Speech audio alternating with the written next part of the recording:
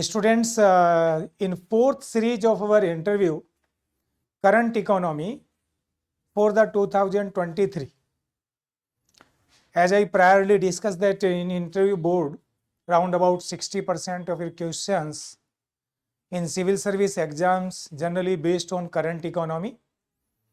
And under our program, we are focusing in this current first budget, then economic survey, and day-to-day current economy, which we will cover from the Hindu and other newspaper. And if you repeatedly go through these videos, definitely these videos will support you and memorize some specific area within shortest time period. As you know, the basic problem before the students is what? That is the lack of time. And if you have the adequate knowledge regarding this interview, some specific area which is more important, then definitely it will better off in comparison to other students who are not going go through all these current issues which expected to be asked in coming interview. Now, simplification tax benefits for industries. As you know, our government in 1991 when they started rationalization or tax reform under Raja J. Chalahia Committee of 1991, later on other committees, Vijay Kelkar Committee, etc.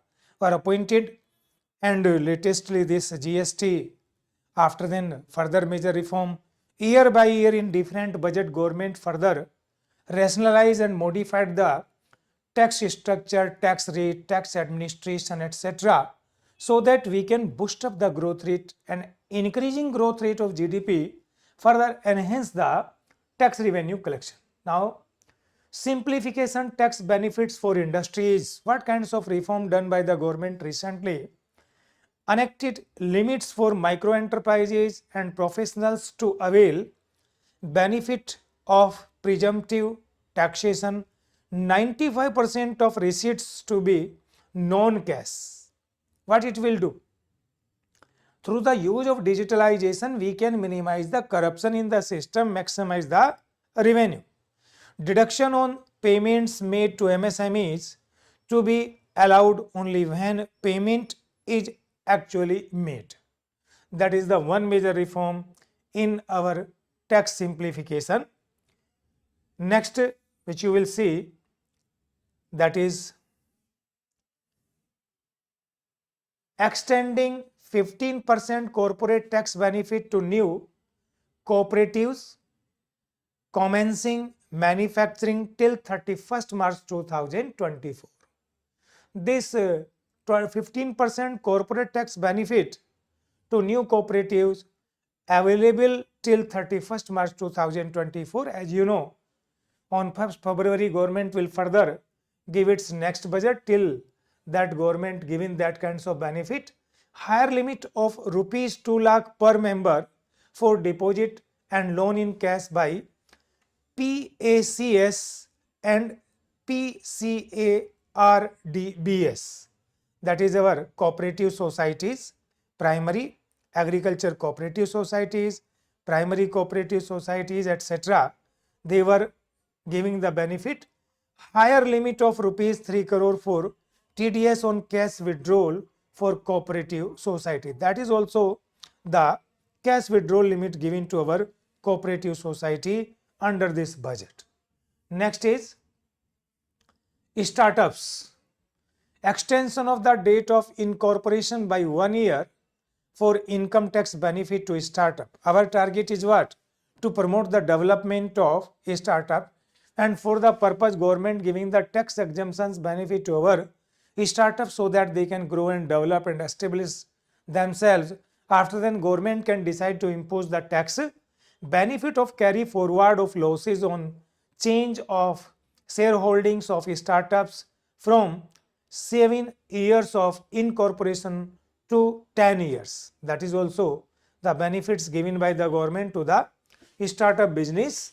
Income of authorities, boards and commissions set up by statutes of the union or state to be exempted from the income tax in certain sectors. Extension of period of tax benefits to funds relocating to IFSC gift city till 31st March 2025. That kinds of benefits given by the government. Now very important point, rupee comes from where we are earning the money. That is the important issue.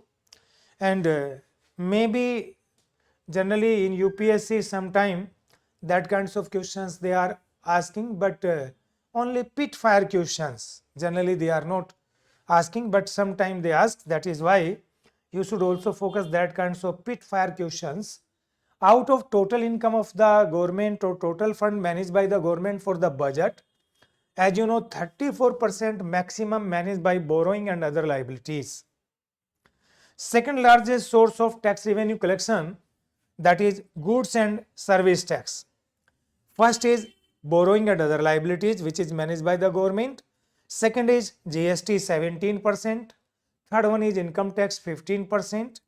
Then again corporation tax 15%. You should keep in mind income and corporation tax collectively contribute equal amount 15% in our 1 rupees receipts of the government of India. After then the 7% by union excise duty, then non-tax revenue receipts like profits of the PSUs, fine, punishment, etc.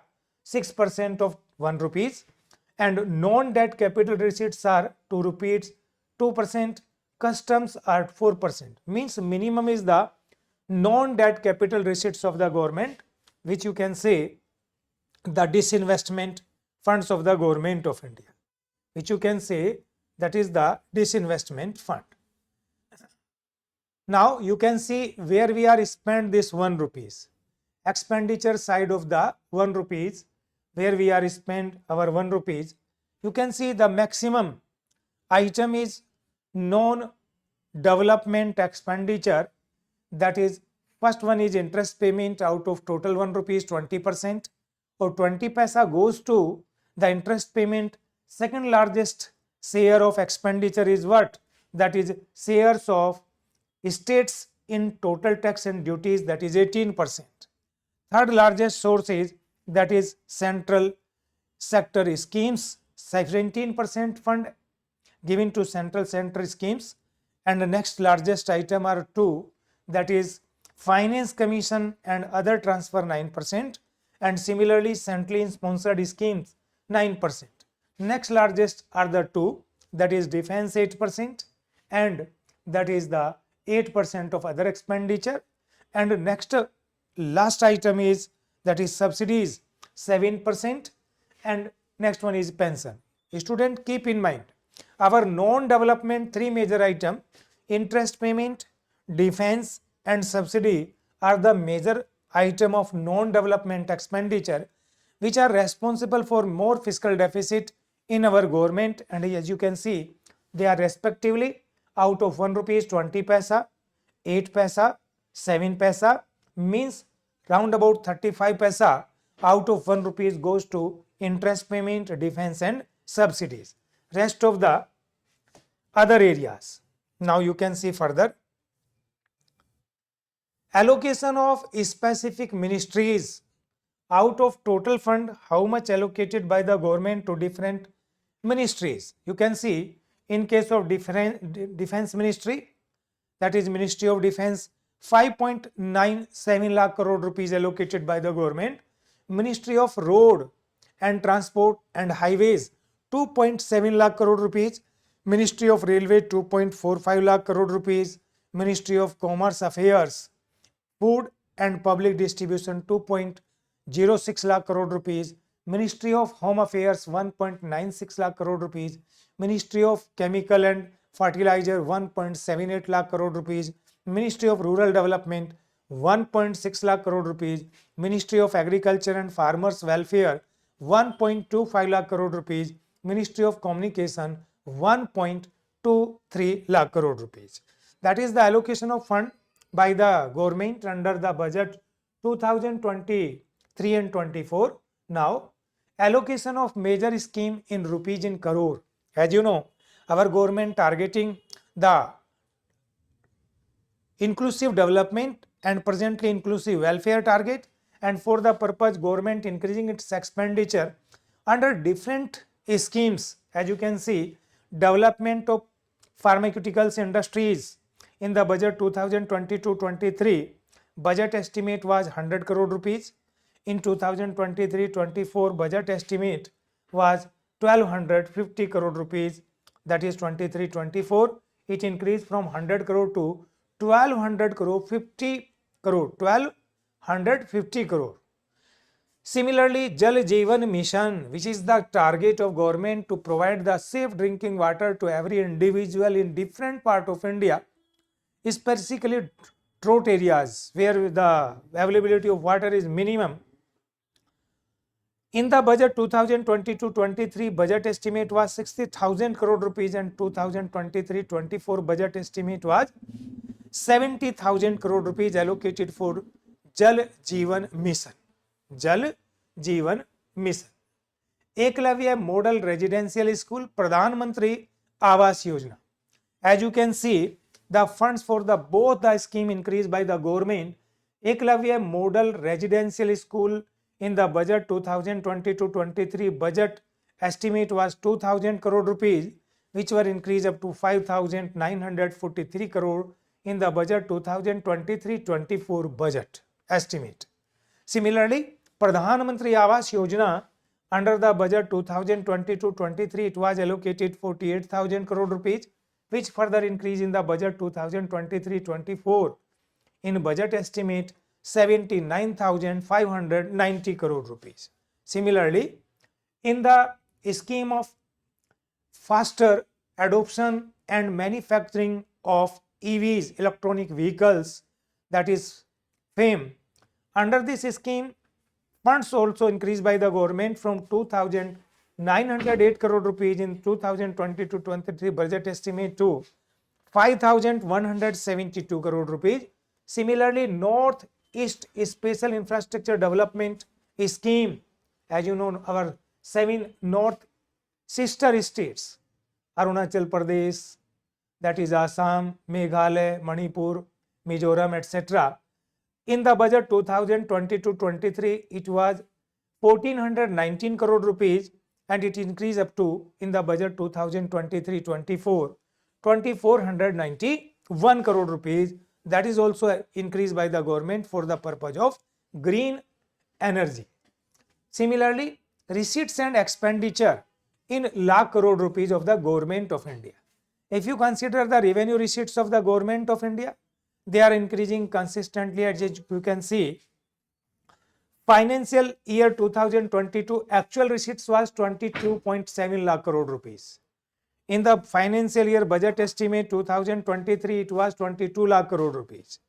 Revised estimate financial year 2023, it was 23.5 lakh crore rupees. In the financial year budget estimate for the 24, 26.3 lakh crore rupees. That is our revenue receipts. Now you can see capital receipts of the government, and you have to keep in mind our revenue receipts always higher than the capital receipts, as it was in 2022 actual financial year 16.2 lakh crore rupees. Budget estimate for the 2023, it was 17.4 lakh crore rupees. Actual receipts in 2023 was 18.4 lakh crore rupees capital receipts. Further, we decide to achieve 18.7 lakh crore rupees for the financial year 2024 under the capital budget of the government of India.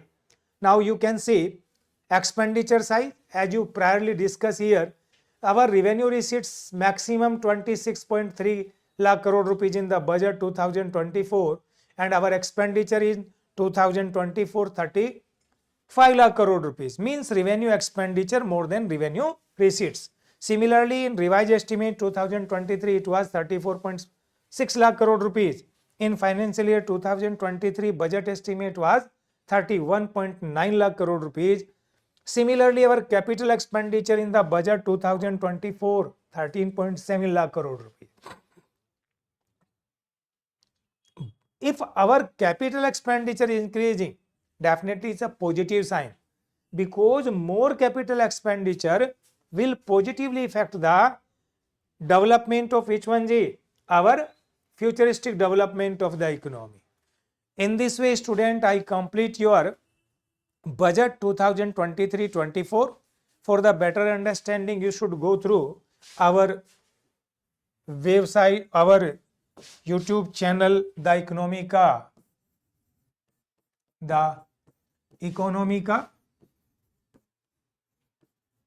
IAS, and you can also visit our website www.theeconomica.org, and you can contact me 9999237051 for any further query. And student, since next series I will starting economic survey, main headings of main points of economic survey. Thank you.